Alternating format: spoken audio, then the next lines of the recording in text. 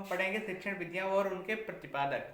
ठीक है, कहीं ना कहीं पेपरों में इनसे यूपी टेट और सुपर टेट में कहीं ना कहीं इनसे प्रश्न आते ही हैं और 1-2 नंबर का जरूर ही पूछा जाता है कि शिक्षण विधियों और उनके प्रतिपादक के बारे में पूछा जाता है।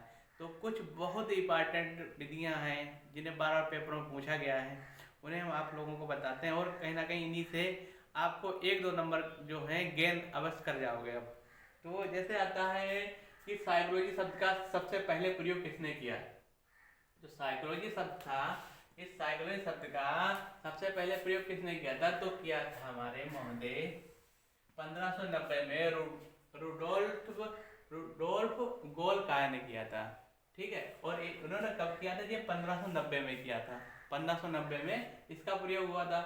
फिर पूछा जाता है कि विश्व का प्रथम बुद्धि परीक्षण किसके द्वारा किया गया। विश्व का प्रथम बुद्धि परीक्षण बिने और साइमन के द्वारा किया गया। बिने और साइमन के द्वारा किया गया और वो 1905 में किया गया। 1905 में बिने और साइमन के द्वारा बुद्धि परीक्षण किया गया था। फिर आता है कि साइकोलॉजी शब्द की उत्पत्ति। साइकोलॉजी शब्द की उत्पत्ति कैसे हुई, तो साइकोलॉजी शब्द की उत्पत्ति हुई है साइको प्लस लॉजी से।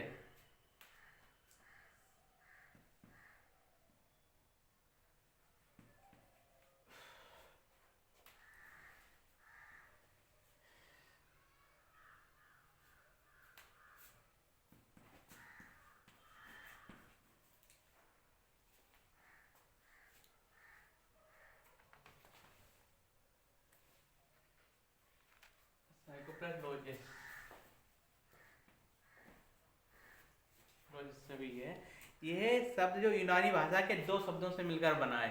ये शब्द जो था यूनानी भाषा के 2 शब्दों से मिलकर बना है साइकोलॉजी। और अर्थात आधुनिक मनोविज्ञान के प्रथम जनक। आधुनिक मनोविज्ञान के प्रथम जनक थे डोकाटे। डोकाटे। और पूछा जाता है कि साइकोलॉजी की प्रथम पुस्तक साइकोलॉजी किसके द्वारा लिखी गई। साइकोलॉजी की प्रथम पुस्तक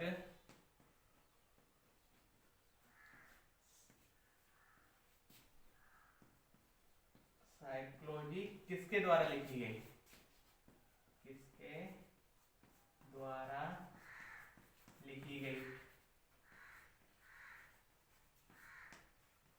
तो ये सब पुस्तक जो लिखी गई है वो रुडोल्फ गोल्काय के द्वारा ही लिखी गई, जिन्होंने इस साइकोलॉजी का सबसे पहले शब्द का जो प्रयोग किया था, उन्हीं के द्वारा ये साइकोलॉजी जो पुस्तक थी लिखी गई थी। रुडोल्फ गोल्काय।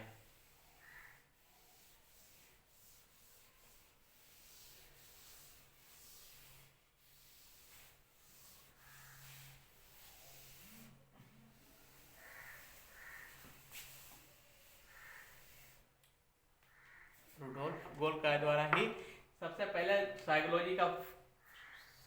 साइकोलॉजी शब्द का प्रयोग भी किया गया था और उन्हीं के द्वारा इस पुस्तक साइकोलॉजी सबसे पहले पुस्तक जो है उन्हीं के द्वारा लिखी गई है। फिर आता है विश्व की प्रथम साइकोलॉजी लैब कब और किसके द्वारा स्थापित की गई थी। तो ये साइकोलॉजी जो लैब थी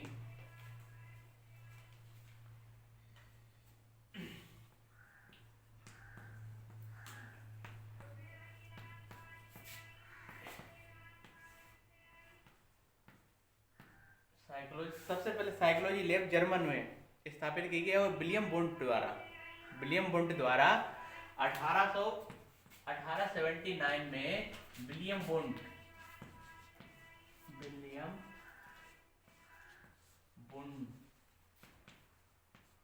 द्वारा जर्मनी में